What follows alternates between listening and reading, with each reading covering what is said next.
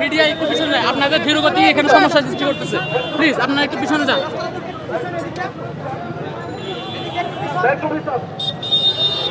Media একটু দ্রুত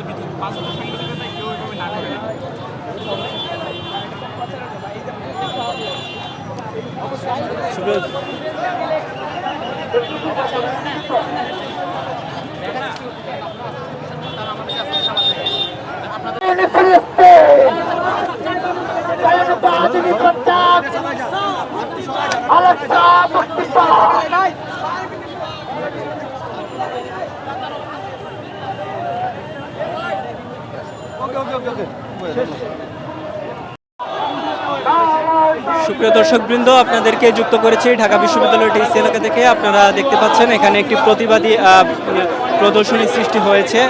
আপনারা দেখতে পাচ্ছেন এখানে যে অবরুদ্ধ গাজা এবং তাদের উপর যে নৃশংস ইসরায়েলি বর্বরতা এবং বিশ্ব মানবতা বা বিশ্ব যে মোরলরা তাদের প্রতি যে বর্তমান অবস্থা, গাজায় মুসলমানদের যে বর্তমান অবস্থা, সেই অবস্থাটিকেই মূলত এখানে তুলে ধরা হচ্ছে। এখানে দেখা যাচ্ছে যে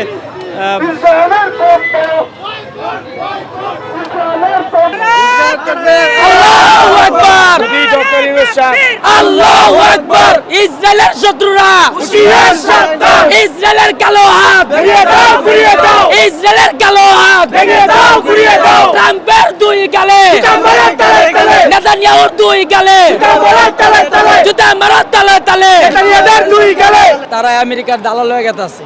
অন্যান্য যে দেশগুলা, যে বাদশাগুলো আছে, তারা আমেরিকার অনুগত্যে চলতেছে। তারা চিন্তা করতেছে যে আমি যদি আমার তেল যদি রপ্তানি না হয় তাহলে আমি টাকা পাবো না। নাহলে সৌদিয়ান বাদশাহ, তারপর যুক্তরাষ্ট্র, তুরস্ক ও জর্ডান, পার্শ্ববর্তী যে দেশ, তারা তাদের পার্শ্ববর্তীর মুসলমানদেরকে রক্ষা করতে পারতেছে না।